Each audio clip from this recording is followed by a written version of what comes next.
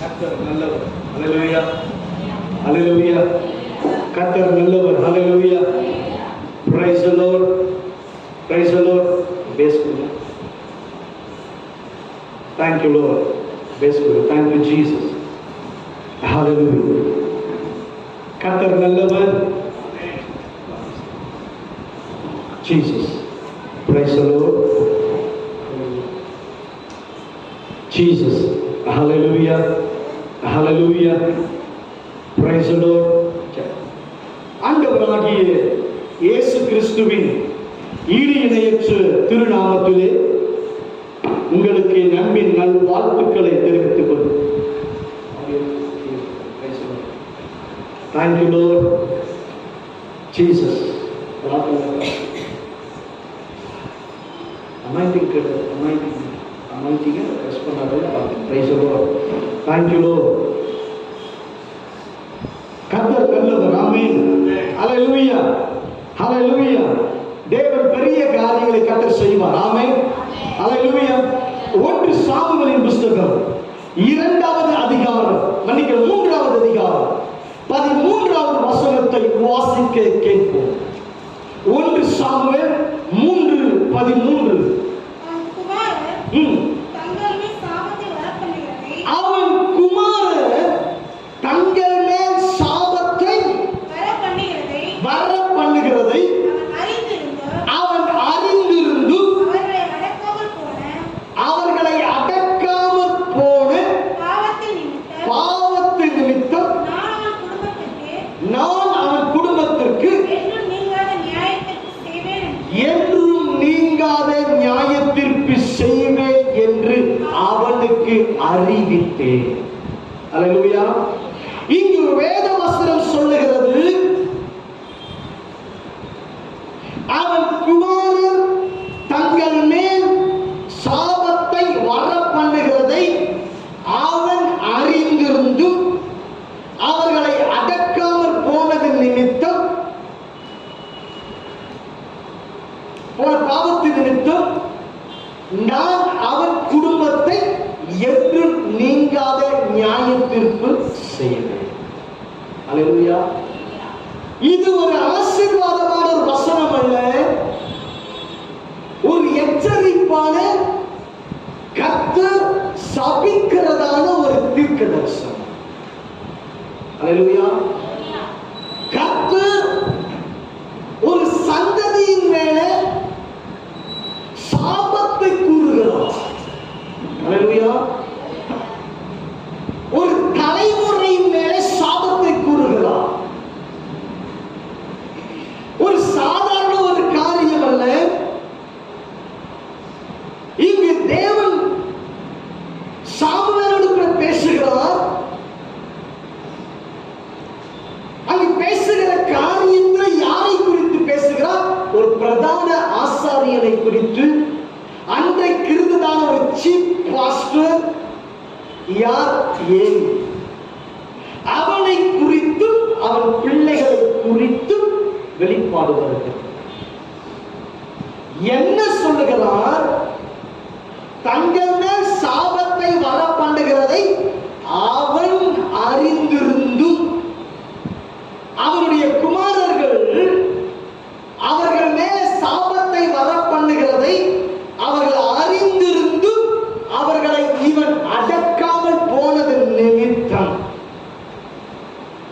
அவன் குடும்பத்துக்கும் என்றும் நீங்காத நியாயத்தில், அல்லேலூயா, அல்லேலூயா, என்றும் நீங்காத நியாயத்தில், சாதாரண குடும்பம் அல்ல, தேவ பிரசன்னத்தில் காணப்படுகிற ஒரு குடும்பம், தேவ ஊழியத்தை செய்கிற குடும்பம், தேவனோடு கூட காணப்பட்டுக் கொண்டிருக்கிற ஒரு குடும்பம். ஆனால் செய்கிற ஊழியத்தை நேர்த்தியாய் செய்ய. அல்லேலூயா, அல்லேலூயா.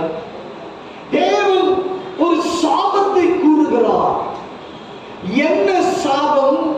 வாழ வயதிலே எல்லோரும் செய்வாங்க, மரித்து போய் விடுவார்கள்.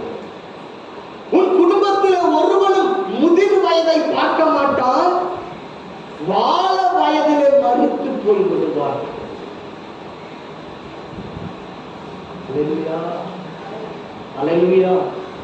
அறிந்து கொள்ள வேண்டும், சாபம் கொடூரமானது. ஒரு சாபம் ஒரு மனிதனுடைய பாதையை சீரழித்து போட்டுவிடும்.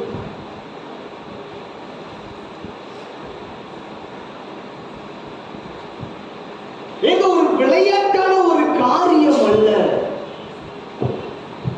இன்றைக்கு அநேக குடும்பங்கள் சாபத்திலே சிக்கிக் கொண்டிருக்கிறது. அல்லேலூயா.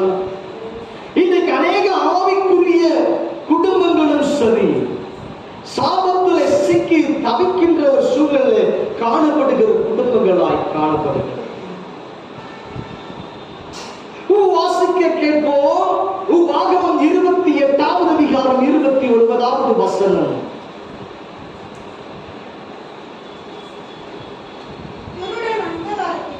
குருடன் அந்தகாரத்திலே தடவி திரிகிறது போல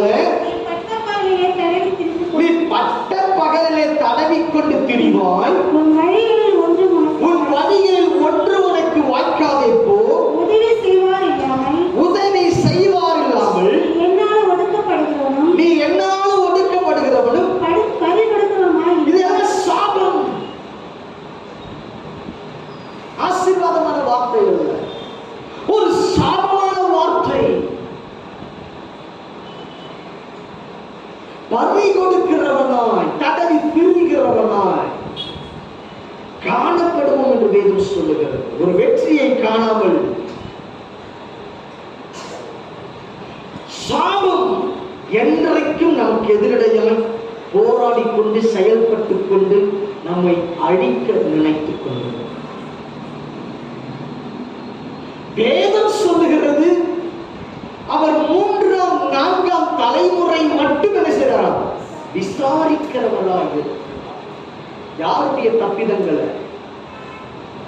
பிதாவின் அக்கிரமம் தப்பிதத்தை என்ன செய்யறாரா? 3ஆம் 4ஆம் தலைமுறை மட்டும் விசாரிக்கிறார். இப்ப நாம ஒரு தவறு செய்ய வச்சுக்கோங்க, நம்முடைய தவறை நமக்கு அடுத்து இருக்கிற 4 சந்ததி இருக்கு பாருங்க, அந்த 4 சந்ததி வரைக்கும் விசாரிக்கிறார். அல்லேலூயா. சாபம் அவ்வளவு கொடூரமானது.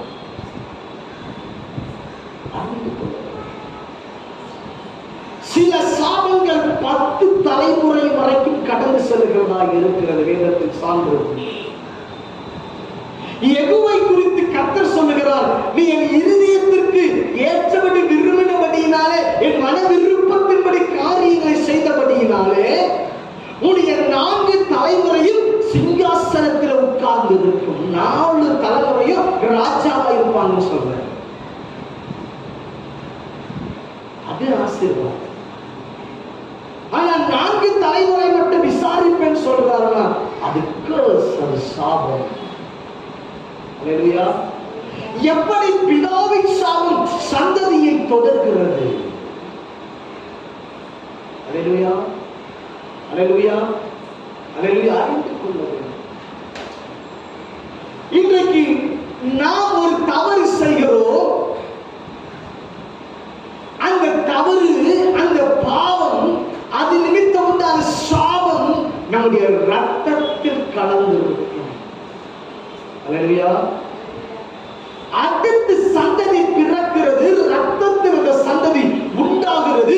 அது பாவத்தோடு பிறக்கிறது, சாபத்தோடு பிறக்கிறது. அல்லேலூயா. நீ குடிச்சிட்டு இருந்திருப்ப, நாம் குடிச்சிட்டு இருந்திருப்போம், இல்ல உலக பிரகாரம் இருந்திருப்போம். சந்ததி உன் பிள்ளை குடிக்குதா, அந்த சாபம் தொடருது. நல்லா புரிந்து. நீ விபச்சார வாழ்க்கை வாழ்ந்தாய், உன் பிள்ளை அந்த விபச்சார வாழ்க்கைக்கு நேராய் போகிறவனா சாபம் தொடருகிறது. அல்லேலூயா. நீ திருட, உன் பிள்ளை திருடுறானா, அந்த சாபம் தொடர்கிறது. அப்ப அறிந்து கொள்ள வேண்டும்,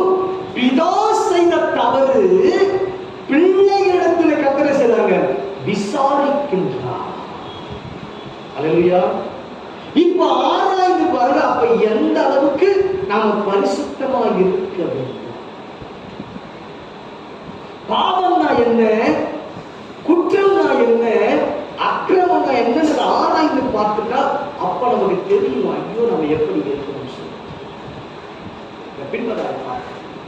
அப்ப என்ன, ஒரு மனிதனுடைய வாழ்க்கையில சாபம் வந்து விடக்கூடாது. அல்லேலூயா, அல்லேலூயா.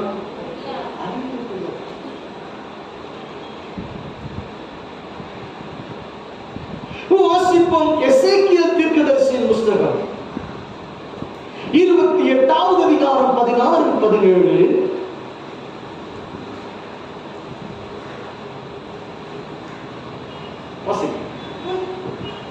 வியாபாரத்தின் மிகுதியினால் கொடுமை அதிகரித்து நீ பாவம் செய்தாய். ஆகையால் நான் உன்னை தேவனுடைய பர்வதத்திலிருந்து ஆகாதம் என்று தள்ளி காப்பாற்ற கேர்வாய் இருந்த உன்னை அக்கினிமயமான கற்றை நடுவே காப்பாற்றுகிற கேருப்பாய் இருந்த உன்னை அக்கினிமயமான கற்றை நடுவே இராதபடிக்கு அழித்து போடுவேன். அழித்து போடுவேன். யாரை குறித்து சொல்லப்பட்டிருக்கிறது? தள்ளப்பட்ட லூசிபர், சாத்தானை குறித்து சொல்லப்பட்டிருக்கிறது. அவனுக்கு இந்த முதல் சாபத்தை கொடுக்கிறார். அல்லேலூயா. அப்ப முதல் சாபத்தை பெற்றவன் இப்ப என்ன நினைப்பான்? அவருடைய ஜனத்தை, தேவனுடைய ஜனத்தை எப்படியாவது அது சாபத்திற்குள்ளே கொண்டு வர வேண்டும் என்று நினைப்பான். ஆகவே தான் சாத்தான் என்ன பண்றான்? ஏதாவது ஒரு பாவத்தை, ஒரு தவறை செய்து நம்மை சாபத்துக்கு நேராய் கொண்டு போக வச்சிருக்கான். அல்லேலூயா, அல்லேலூயா. எவையெல்லாம் சாபத்தை கொண்டு வரும் அதை எடுத்துனா பெரிய மெசேஜ். அதுவே கிட்டத்தட்ட 12 பாயிண்ட்க்கு மேல நான் சொல்ற நோட் பண்ணிக்கோங்க. விக்கிரக ஆராதனை சாபத்தை கொண்டு வரும். உபாகமம் 27:15. அதே உபாகமம் 27:16 பெற்றோரை கனம் பண்ணாதது ஒரு சாபம். உபாகமம் 27:17 வஞ்சிப்பது, திருடுவது சாபத்தை கொண்டது. உபாகமம் 27:18 பரியாசம் பண்ணுகிறது சாபத்தை கொண்டது. 1 கொரிந்தியர் 9வது அதிகாரம் 16வது வசனம் சுவிசேஷம் அறிவிக்கவில்லை என்றால் சாபம். உபாகமம் 27:19 நியாயத்தை புரட்டுவது சாபம். நியாயத்தை புரட்டி பேசுறது சாபம். உபாகமம் 27:20 பாலியத்தின் பாவங்கள் சாபம். உபாகமம் 27:24 பின் புரணி பேசுவது சாபத்தை கொண்டு வந்துவிடும். முன்னாடி ஒண்ணு, பின்னாடி ஒண்ணு பேசணும், அது சாபத்தை கொண்டு வரும். 2 நாளாகமம் 36:16 தேவ ஊழியக்காரனை பரிகசிப்பது, குற்றம் சொல்லுவது, குறை பேசுவது உன் வாழ்க்கையில அழியாத சாபத்தை சந்ததியில கொண்டு வந்தது. நல்லா எழுதி வச்சு. மத்தேயு 12:31 பரிசுத்த ஆவியை துக்கப்படுத்தினால் சாபம். உபாகமம் 27:25 லஞ்சம் பரிதானம் வாங்குவது சாபம். உபாகமம் 27:26 தேவ வார்த்தையை புறக்கணிப்பது வாழ்க்கையில சாபத்தை எல்லா சாபத்தை வாழ்க்கையில கொண்டு. இது ஒண்ணுமே எடுக்கிறதுனால நமக்கு நேரம் அதிகமா இதெல்லாம் பல தடவை எடுத்துருக்கு.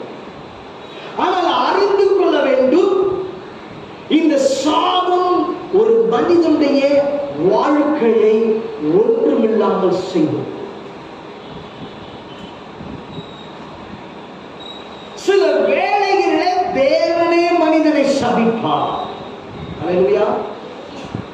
வேதத்தில் ஆதாரம் உண்டா? நீதிமொழிகள் புத்தகம் 3வது அதிகாரம் 33வது வசனம் சொல்லுகிறது, துன்மார்க்கன் வீட்டில் கர்த்தரின் சாபம் இருக்குமா? அல்லேலூயா. யாருடைய சாபம்? கர்த்தரின் சாபம் இருக்கிறது. கர்த்தரே சபித்து விடுகிறார். எப்படி?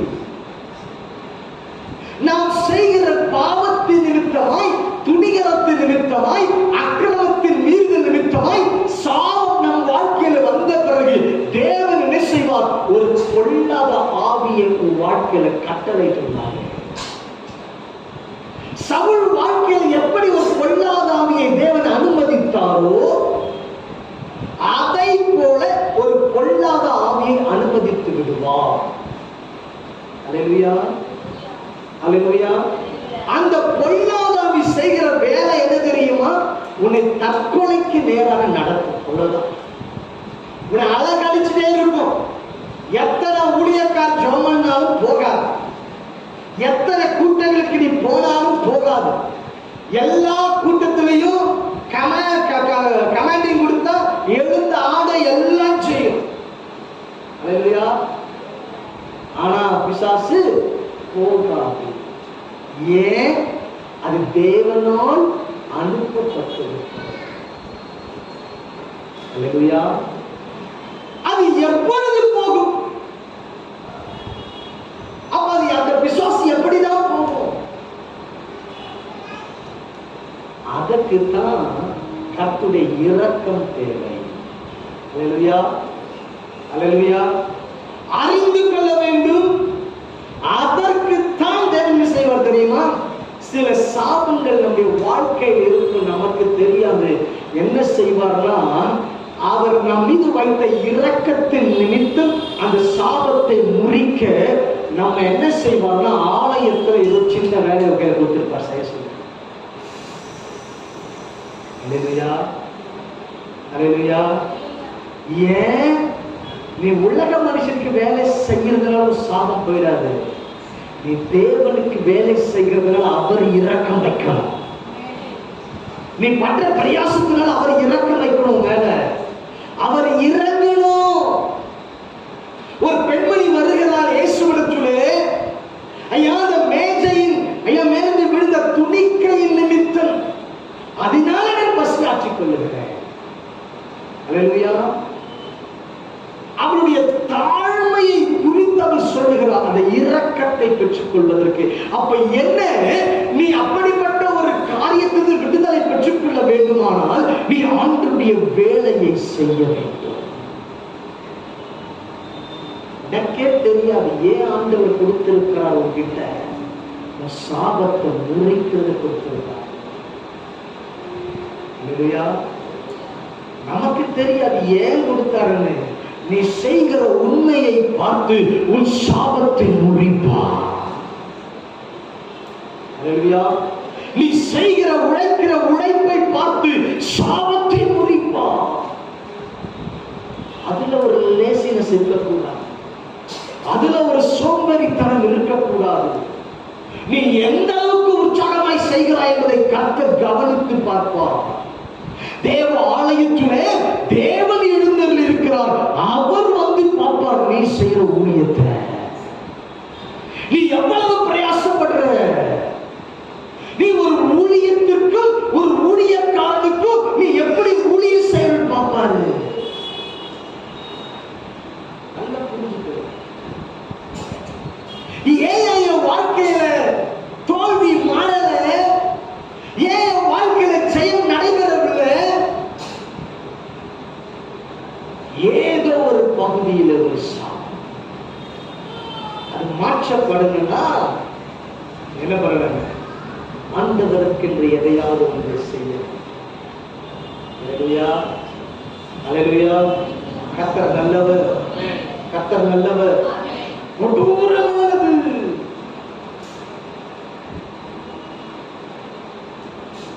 இது 3ஆம் 4ஆம் தலைமுறை மட்டும் விசாரி. செக் பண்ணி பாருங்க, நம்ம வாழ்க்கையை ஆராய்ச்சி பண்ணி பாருங்க. பாருங்க. நம்முடைய முற்பிதாக்கள் எப்படி இருந்தார், நம்முடைய வாழ்க்கை எப்படி இருக்கு, இப்ப நாம் வாழ்கிற வாழ்க்கை எப்படி இருக்கு ஆராய்ச்சி பண்ணி பார்க்கணும். ஒவ்வொருத்தரும் தன்னை தாங்க அப்படி ஆராய்ச்சி பண்ணி பார்க்கும் பொழுது அதுலயே தெரிஞ்ச உங்க பிள்ளை எப்படி இருக்கும்.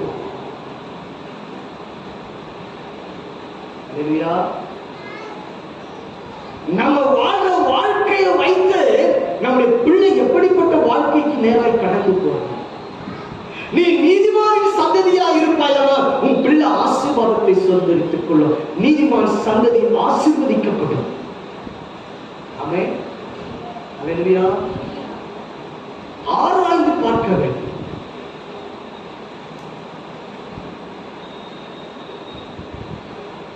ஒரு குடும்பத்தில் கணவன் மனைவி சேர்ந்து வாழ்ந்ததாக சரித்திரமே இல்லை.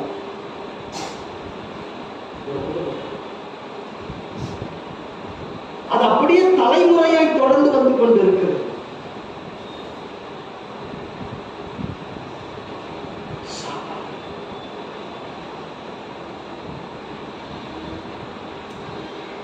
பிரிவினை வேறு, பிரிவினையின் ஆவி வேறு, நான் சொல்லுகிற சாபம் அது தொடர்ச்சியாய் வருகிறது.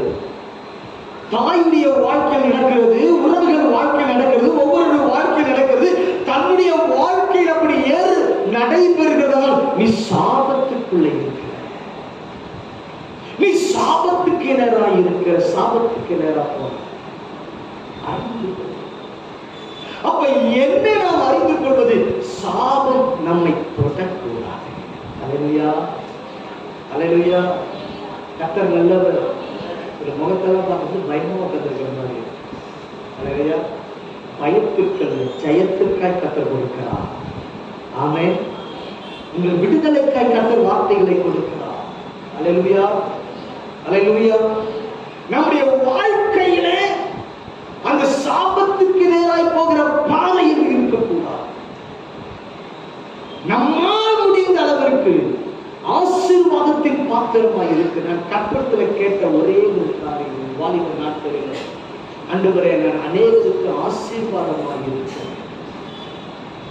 இந்த காலத்தில் நான் அநேகரை ஆசீர்வதிக்கிறேன். அல்லேலூயா. கர்த்தர் நல்லவர். தேவன் கிரியைகளை செய்து கொண்டிருக்கிறார். அறிந்து கொள்ள வேண்டும் என கருணையான தேவச்சனமே. இந்த நாள் தேவ செய்தியின் தலைப்பு சாபத்திற்கு விலகி வாழ்வது எப்படி? எப்படி சாபத்திற்கு விலகி வாழ முடியும்? உங்கள் வாழ்க்கையில சாபம் வரக்கூடாதானால் உங்கள் வாழ்க்கை எப்படியா இருக்க வேண்டும்? எசையா தீர்க்கதரிசன புஸ்தகம் 59வது அதிகாரம் 1ஆம் வசனம் 2ஆம் வசனம். இதோ ரட்சிக்கப்படக்கூடாதபடிக்கு கர்த்தருடைய கரம் குறுகி போகவும் இல்லை, கேட்கக்கூடாதபடிக்கு அவருடைய செவி மந்தமாகவும் இல்லை. உங்கள் அக்கிரமங்களே உங்களுக்கும் உங்கள் தேவனுக்கும் நடுவாக பிரிவினை உண்டாக்குகிறது. உங்கள் பாவங்களே அவர் உங்களுக்கு செவிகொடாதபடிக்கு முகத்தை உங்களுக்கு மறைக்கிறது. அப்ப தேவனுடைய முகத்தை மறைக்கிறது என்ன? பாவம்.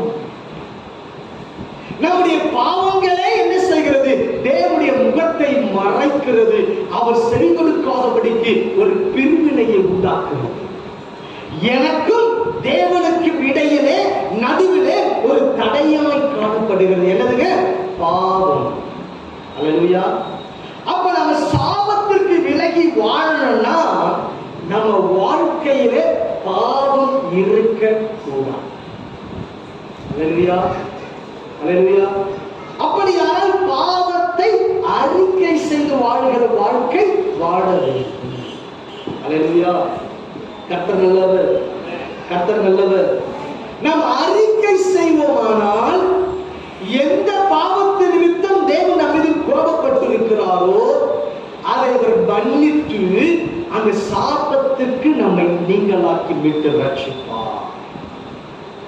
ஆமென். அல்லேலூயா. எனக்கு எங்க அம்மா ஜெபிக்கிறாங்க, எனக்கு எங்க பாஸ்டர் ஜெபிக்கிறாரு, எனக்கு ஆட்டுக்குட்டி ஜெபிக்குது, எனக்கு அவங்க ஜெபிக்கிறாங்க, அந்த ஜெபத்தை எல்லாம் கர்த்தர் கேட்க மாட்டார். அல்லேலூயா. பாவத்தை செய்தது நீதான் பாவத்திற்கு அறிக்கை செய்ய வேண்டும். அல்லேலூயா. கர்த்தர் நல்லவர். தவறு செய்தது நீ. அப்ப யார் அறிக்கை செய்யணுங்க? தவறு செய்த நீதான் அறிக்கை செய்யணும். நான் துணிகரமாய் பேசிவிட்டேன், நான் ஊழியருக்கு விரோதமாகவோ, ஒரு நபருக்கு விரோதமாகவோ, ஒரு விசுவாசிக்கு விரோதமாகவோ என் வாயினால நான் துணிகரமாய் பேசிவிட்டேன், உங்க வாய்க்கு பதில் நான் ஜெபம் பண்றேன், நான் அது முடியாது. அல்லேலூயா. உங்களோடு கூட ஜெபத்தில் கலந்து கொள்ளலாம் தவிர அறிக்கை செய்ய வேண்டியது நீங்க பசங்க. அல்லேலூயா. டாக்டர் எனக்கு ஊசினா வலிக்கும், என் பிள்ளைக்கு வலிக்கும், எனக்கு வலிக்காது, எனக்கு போதுங்க என் பிள்ளைக்கு சுகமா இருந்தா முடியுமா? அப்ப என்ன? பாவத்தை செய்தவர்கள் தான் அறிக்கை செய்ய. எது பாவம்? நம்முடைய இருதயத்தில் தான் பாவம் என்ன செய்யுங்க உருவாக ஆரம்பிக்கும். ஒரு மனிதனுடைய இருதயத்திலிருந்து புறப்பட்டு வருகிறதே என்ன செய்யுமா? ஒரு மனுஷனை தீர்த்துப்படுத்துகிறது. அப்ப என்ன? அப்ப இந்த இருதயத்துல நான் நினைக்கிறேன், என்ன நினைக்கிறேன்? ஒரு உதாரணத்துக்கு சொல்ற பாருங்க. நாளைக்கு அந்த சிஸ்டர் வரட்டும், அவங்க நல்ல 4 கேள்வி கேட்கிற பாருன்னு நினைக்கிறதா இருதயத்துல, அதுவே பாவம். நம்ம இருதயத்துல நினைச்சுட்ட பாருங்க, அந்த இருதயத்துல அதை நினைத்து விட்டாலே பாவம்.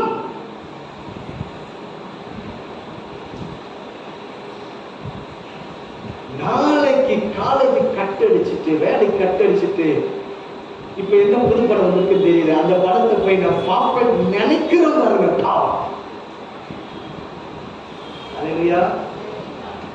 ஆனா நினைக்கும் பொழுதே, என் இருதயத்தில் தோன்றும் பொழுதே, என் இருதயத்தில் இருக்கும் பொழுதே அது பாவம். யாருக்கு விரோதமா பேசுறோம் உள்ள நினைச்சிட்டாலே பாவம். எவ்வளவு நினைச்சது இப்ப யோசிச்சு பாருங்க. அல்லேலூயா. கர்த்தர் நல்லவர். அதை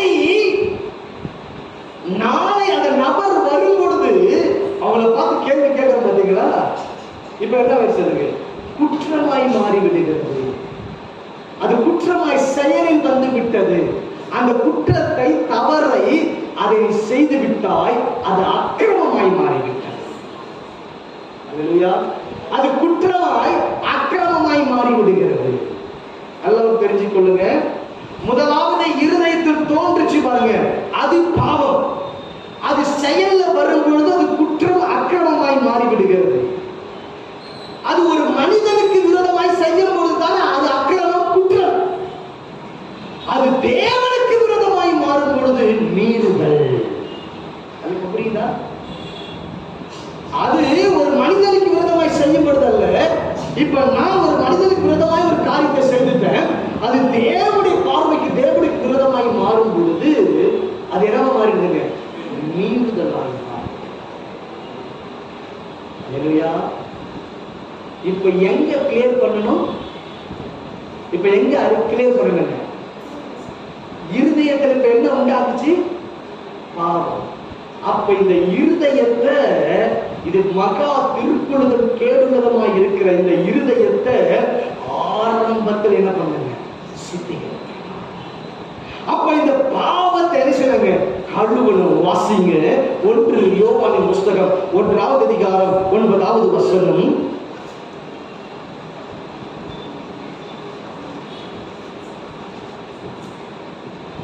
சீக்கிரம் வாசிங்க. இதெல்லாம் டக்குன்னு தெரியுற வசனம்.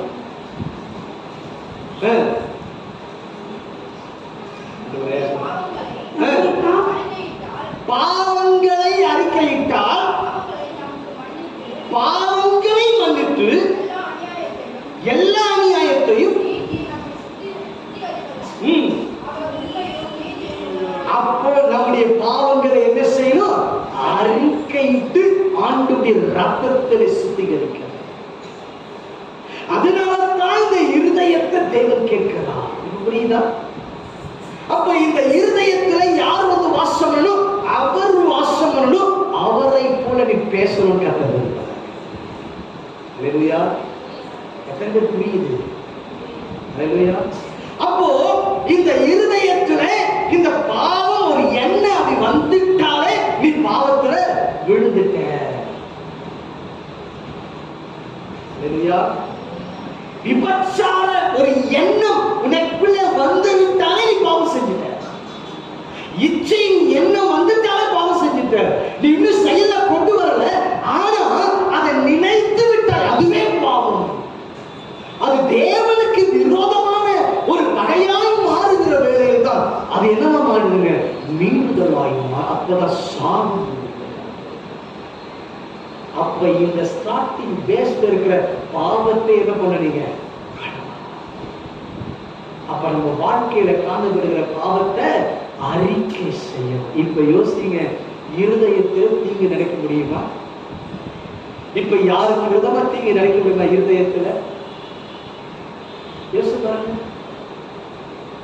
இப்ப யாருக்கு விரோதமான ஒரு தீங்கான ஒரு காரியத்தை இருந்தத்துல பேச முடியுமா?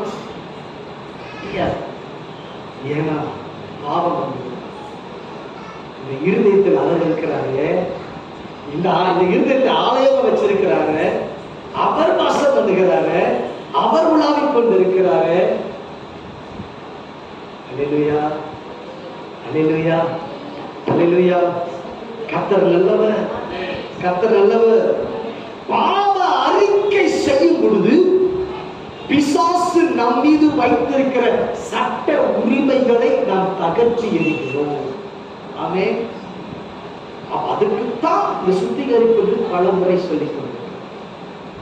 சுத்திகரிங்க, இருதயத்தை சுத்திகரிங்க, உங்க வாழ்க்கையை சுத்திகரிங்க. ஏன் ஊழியக்காரர் சொல்லக்கூடாது? அப்படியெல்லாம் பேசக்கூடாது, அதையெல்லாம் சொல்லக்கூடாது. ஏன் சொல்றோம்? உனக்குள்ள என்ன வந்துடக்கூடாது? பாவம் வந்துடும். பாவம் வந்துருச்சு செயல்ல வர பார்ப்போம். செயல்ல வந்துருச்சுன்னா அது தேவனுக்கு விரோதமாய் செய்ய பார்ப்போம். ஆகவே தான் நம்ம என்ன சொல்றோம்னா, இப்படி பேசக்கூடாது, ஆவிக்குரியவர்களாய் பேசுங்க, ஆவிக்குரியபடி நடங்க, ஆவிக்குரியபடி செயல்படுங்க சொன்னாதான் நம்ம பைத்தியக்காரன். அல்லேலூயா, அல்லேலூயா. அறிந்து கொள்ளுங்க. இரண்டாம், ஒன்று பாவத்தை அறிக்கை செய்வது, சாபத்துக்கு விலகி வாழ்வது. இரண்டு, கலாத்தியருக்கு நிருபம் 16வது 5வது அதிகாரம் 16 to 25 வரை வாசிக்க கேட்கும்.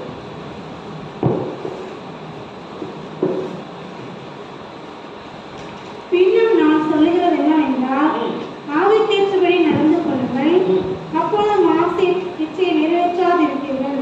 மாம்சம் ஆவிக்கு விரோதமாகவும் ஆவி மாம்சத்துக்கு விரோதமாகவும் இச்சிக்கிறது. நீங்கள் செய்ய வேண்டும் என்று இருக்கிறவர்களை செய்யாதபடிக்கு இவைகள் ஒன்றுக்கொன்று விரோதமாய் இருக்கிறது. ஆவியால் நடத்தப்படுவீர்கள், ஆனால் நீங்கள் நியாயப்பிரமாணத்தை கேட்கப்படாது.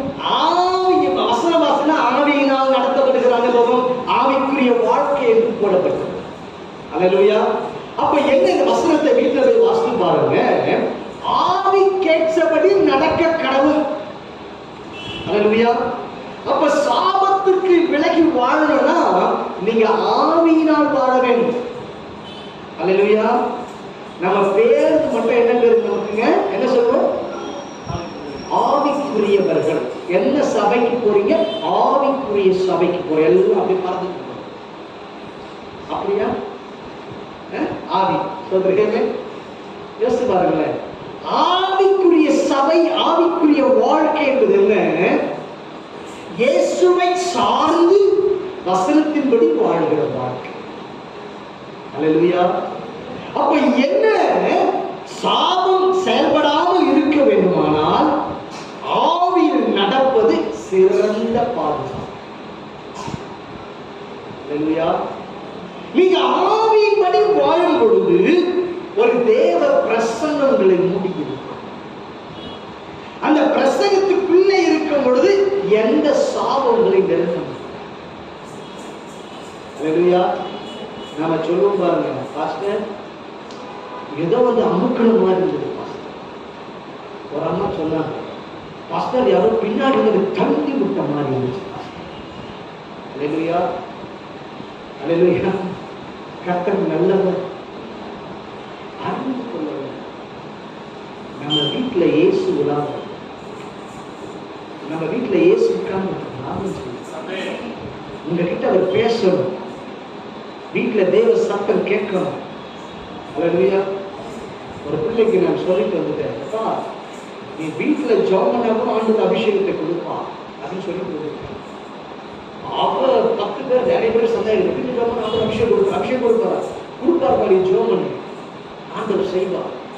வருகிற 25ஆம் தேதி எனக்கு சென்னையில் ஒரு கூட்டம், கர்த்தருடைய வார்த்தையை கொடுக்க எல்லாம் அவரோடு எதிர்பார்த்து கொண்டிருக்கிற சில முகம் தெரியாத நபர்கள்லாம் கேள்விப்பட்டு, நான் அந்த தீர்க்கதரிசியை பார்க்கணும், அந்த ஊழியக்காரை பார்க்கணும், என்ன அப்படி இப்படின்னு சொல்லிட்டு நிறைய காரியம் பேசி எல்லாம் அவர் எதிர்பார்ப்போட காத்து கொண்டிருக்கிறார்.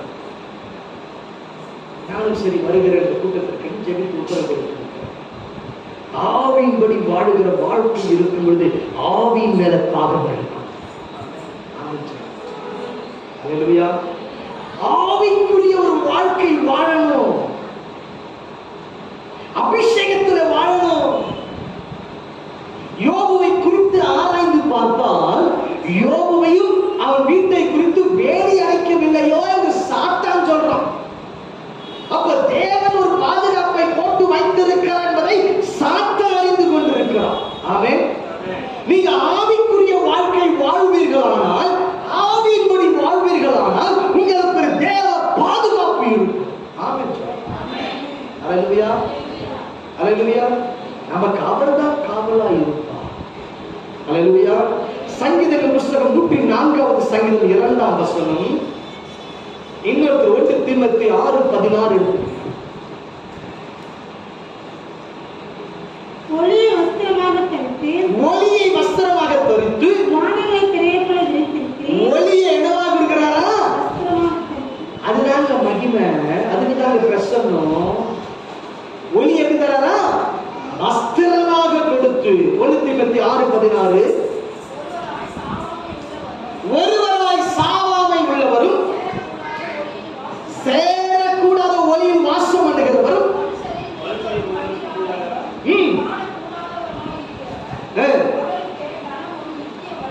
அப்ப என்ன ஒளி, மகிமை, பிரகாசம் அவர்தான்.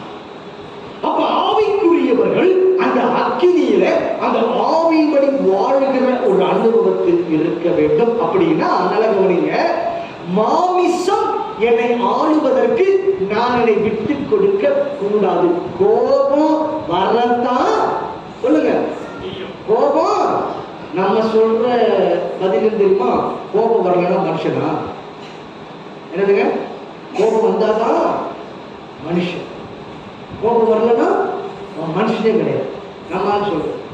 நான் சொல்றேன், கோபம் வந்துச்சுன்னா நீ மாம்சத்துக்குரியவன், கோபம் வரலன்னா நீ ஆவிக்குரிய. அல்லேலூயா.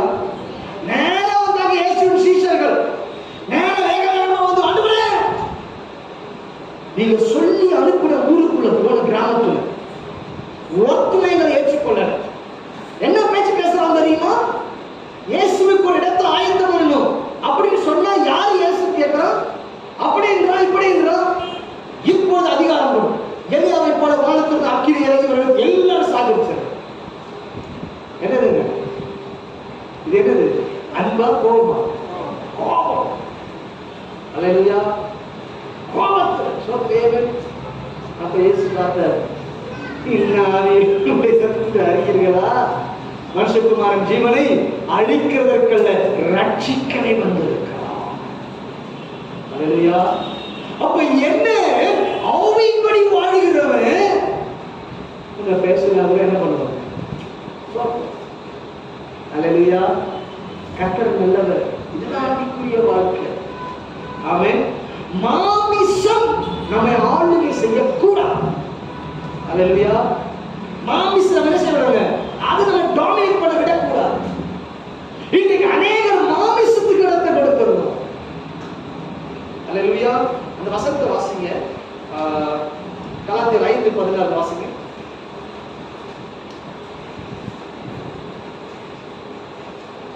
சீக்கிரம். பின்னர் நான் சொல்லுகிறது என்னவென்றால், ஆவிக்கேற்றபடி நடந்து கொள்ளுங்கள், அப்பொழுது மாம்ச இச்சையை நிறைவேற்றாதிருப்பீர்கள். அப்பொழுது மாமிச இச்சையை நிறைவேற்றாதிருப்பீர்கள். மாம்சம் ஆவிக்கு விரோதமாகவும் ஆவி மாம்சத்துக்கு விரோதமாகவும் இச்சிக்கிறது.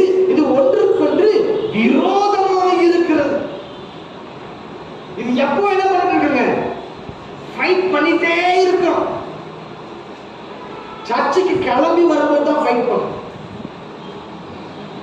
காலை எழுதுறா எழுதுனாங்க, நம்ம பாஷையில திட்டாதான் எழுதுப்பாங்க. நமக்கு நம்ம பாஷை வந்துடும். ஸ்லோகம் புரிஞ்சுக்கீங்க. மாலே தேவைங்கிற மாதிரி என்ன செய்வாங்க, சொல்லி எழுப்பினாதான் அவங்க எழுதுப்பாங்க எல்லாருமே.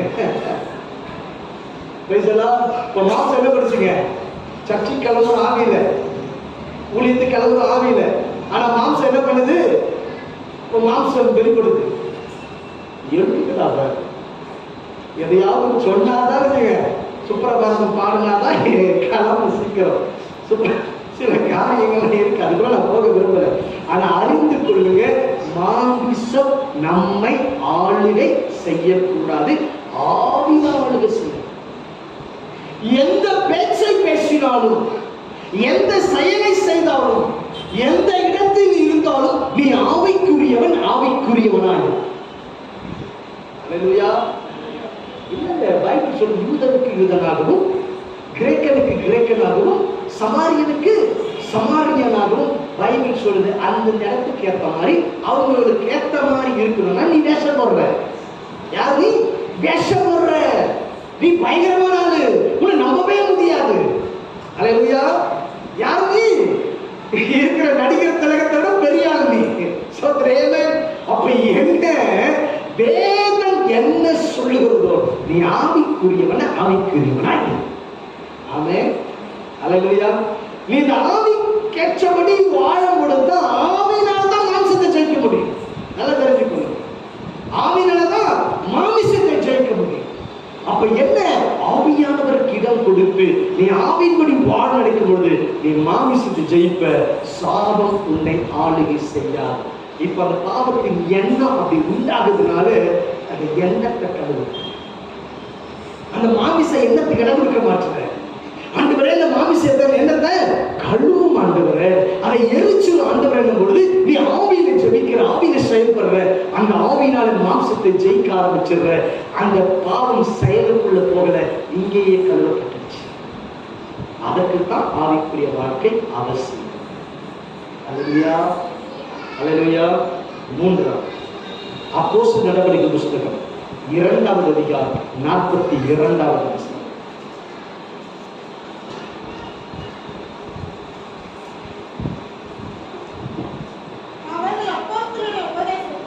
அவர்கள் அப்போஸ்தலர் உபதேசத்திலும் அப்பம் பிட்குதலிலும் ஜெபம் பண்ணுகிறதிலும் அவர்கள் ஜெபம் பண்ணுகிறதிலும் உறுதியாய் தரித்திருந்தார்கள். இது எதை குறிக்கிறதுனா, ஒரு ஐக்கியத்தை, உறவை காத்துக் கொள்கிறதான ஒரு அனுபவத்தை குறிக்கிறது. அல்லேலூயா. அல்லேலூயா. இது உறவை காத்துக் கொள்ளுகிறது. தேவனோடு நமக்கு இருக்கிற உறவையும் சரி, ஆவிக்குரியவர்களோடு நமக்கு இருக்கிற உறவையும் சரி காத்துக் கொள்ள வேண்டும். அல்லேலூயா. நல்ல கவனிங்க இந்த பாயிண்ட். இன்னைக்கு நாம என்ன செய்யணும் தெரியுமா? பலவீனமான விசுவாசிகளோடு கூட ஐக்கியத்தை ஏற்படுத்தும். எப்படிப்பட்ட விசுவாசியோட? ஆல்ரெடி பலவீனமான விசுவாசி, அவங்க கூட ஐக்கியத்தை ஏற்படுத்துங்க. நாம என்ன மாதிரி பலவீனமான, புரியுதா? அல்லேலூயா. அப்ப என்ன, நல்ல பலமான விசுவாசியோடு நம்முடைய ஐக்கியம் இருக்கு. அல்லேலூயா. அல்லேலூயா. கர்த்தர் நல்லவர். கர்த்தர் நல்லவர், கர்த்தர் நல்லவர். அப்ப என்ன, அந்த உறவை காத்துக்கொள்ள வேண்டும். தேவனோடு கூட நமக்கு இருக்கிற உறவு, ஊழியத்தோடு ஊழியனோடு இருக்கிற உறவை, ஐக்கியத்தை காத்துக்கொள்ளும். அது மிக மிக அவசியமான ஒன்று. கர்த்தரோடு கூட இருக்கிற ஐக்கியம் என்ன? ஜெபம், வேத வாசிப்பு, பரிசுத்த வாழ்க்கை, தேவனுக்கு பிரியமாய் வாழ்வு. ஊழியக்காரனோடு கூட இருக்க ஐக்கியம் என்ன? அவர்கள் சொல்வதற்கு கீழ்ப்படிதல்.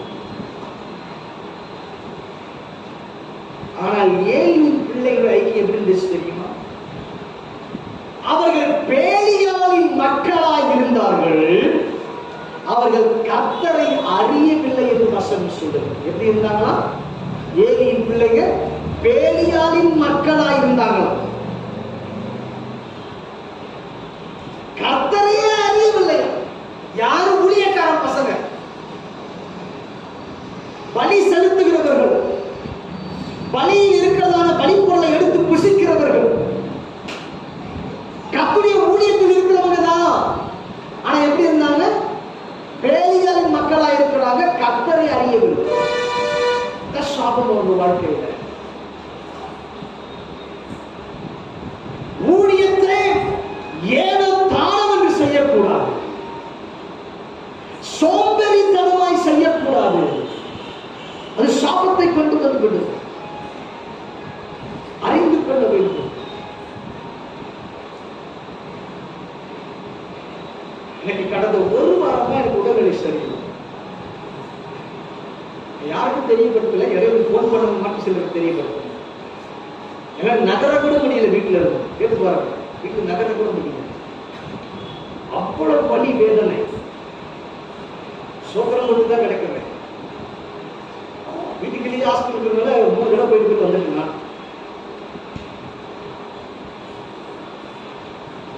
ஆனா நேற்று எனக்கு ஈவினிங் ஒரு முடிவு. அது முந்தின நாள் எதிர்பார்த்தாங்க. நான் செவித்தேன். எனக்கு கட்ட சனிக்கிழமை போக சொல்லி உத்தரவு கொடுத்தேன். ஆனா பாக்குறேன், காலையிலிருந்து ஒரு 2 நேரம் நல்லா தான் சோப்பரம். நேற்று ஊழியத்தெல்லாம் போய் முடிச்சுட்டு ஜெபிச்சுட்டு பலவீனமா இருந்தாலும் ஒரு பக்கத்துல கர்த்தரால் ஒரு சுகத்தை கொடுத்துருக்கு சொல்லிட்டு நேரம் ஊழியத்தை முடிச்சு போயிருக்கோம். நைட்டு ஒரு 11 மணிக்கு லைட்டா பெயின்ஸ் தெரிஞ்சது. என்னடா இது அப்படின்னு யோசிச்சேன். நாளைக்கு சண்டே சர்வீஸ் ஆகுது, ஆனால் கத்தப்பிறவையாக கூறியிருக்கிறார். ஆமென்.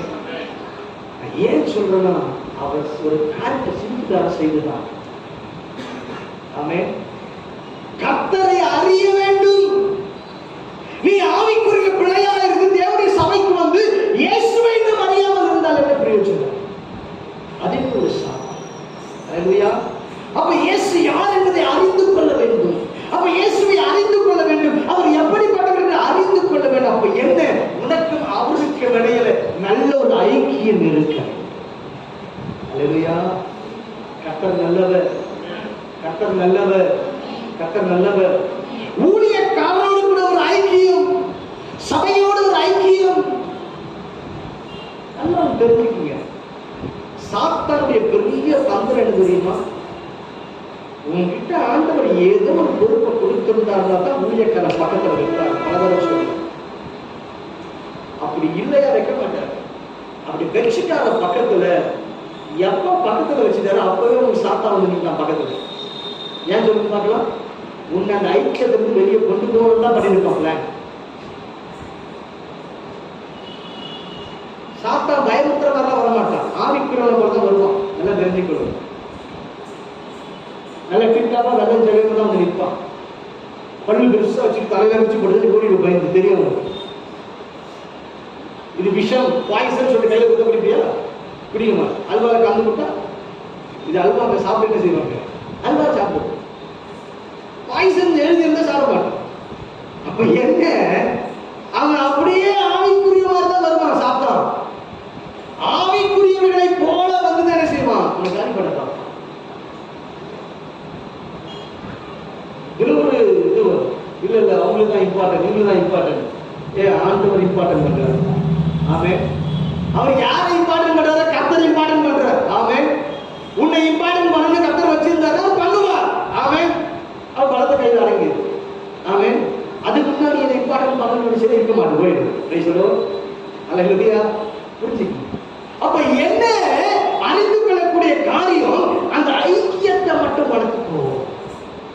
கர்த்தரோடு கூட இருக்கிற ஐக்கியம், ஊழியக்காரரோடு கூட இருக்கிற ஐக்கியத்தை வளர்த்துக் கொள்ளும் பொழுது அந்த ஐக்கியத்தை நிமித்தமா நீ சாபத்துக்கு விலகுவாங்க.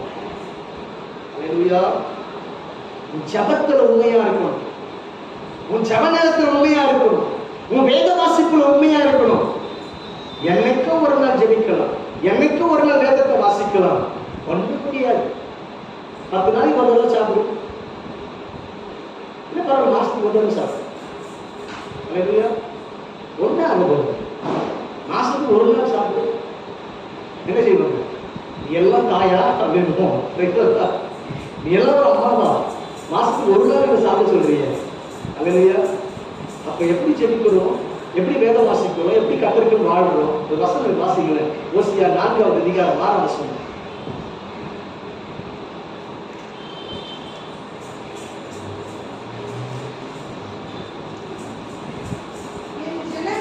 என் ஜனங்கள் எவ்வளவு அழகா சொல்றாரு, அறிவில்லாமையினால் சங்காரமாகிறார்கள்.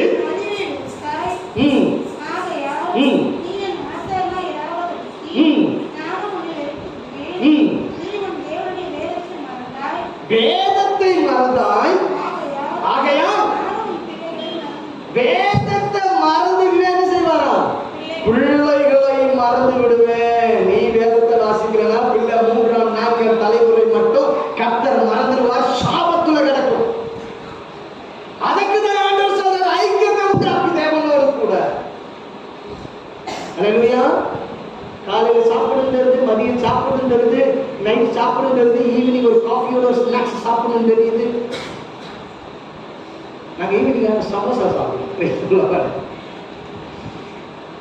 இந்த சமோசா கடை திடீர்னு இடையில பேரெல்லாம் மூடிட்டு இருக்கிறாங்க. அது சாப்பிட்டாதான் என்னவோ கொஞ்சம் மாதிரி இருக்கும். அதே போல வேதத்தை வாசிக்கணும், ஜெபிக்கணும், எதுவும் அதுதான் உறவை வளர்த்துக் கொள்ளும். நீ ஊழியர்களோட ஐக்கியமா இருந்தீங்கன்னா தெரிஞ்சு கொள்ளுங்க. ஒரு ரகசியம் சொல்லிக் கொடுக்கிறேன். நீ ஆட்டோமேட்டிக் ஜெபிப்ப. ஊழியர்களோட ஐக்கியமா இருந்து நீ தானா ஜெபிப்ப. ஏன் தெரியுமா? அவங்களுக்குள்ள இருக்கிற ஜபாவை என்ன செய்யுங்க, உன்னை ஜெபிக்க தூண்டிட்டே இருக்கும்.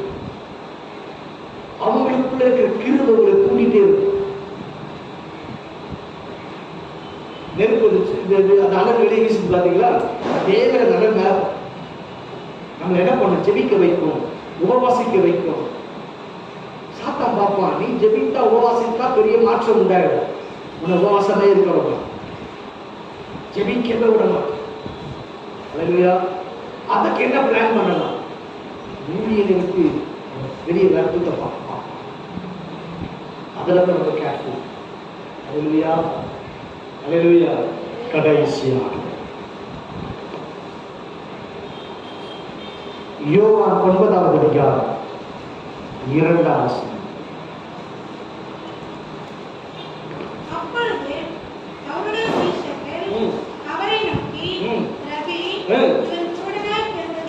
இவன் குருடனாய் பிறந்தது யார்?